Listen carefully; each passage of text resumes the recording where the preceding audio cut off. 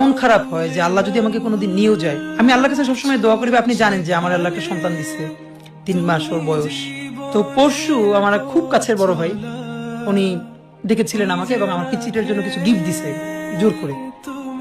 তা আমার খুব মনে হচ্ছিল যে আপনি তো ভাই জানেন যে স্বাভাবিকভাবে আমাদের উপর তো থ্রেট থাকবে এবং লাইফটা যে কোনো সময় আল্লাহ নিয়ে যেতে পারে, এটা নিয়ে কোনো আফসোস নাই। মানে ভাই এই 3 মাসে মানে আমার বাচ্চাটার আমি 30 মিনিট কোলে নিতে পারি নাই। তো আমার ওয়াইফ খুব মাঝে মধ্যে আর কি ওই মজা করে বাচ্চারে বলে যে ইনকিলাব মঞ্চের মুখপাত্র তোমার সাথে দেখা করতে আসছে।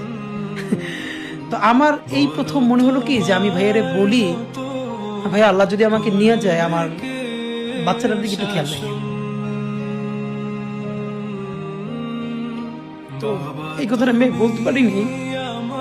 আব্বার একটা মানে আপনি যদি বলেন যে আমার সারা জীবনের যেটুকুন সততা, সাহস, লড়াই, এটার দুনিয়ার সমস্ত শক্তি আমার আব্বা। মন খারাপ হয় যে আল্লাহ যদি আমাকে কোনোদিন নিয়েও যায়। আমি আল্লাহর কাছে সবসময় দোয়া করি, আপনি জানেন যে আমার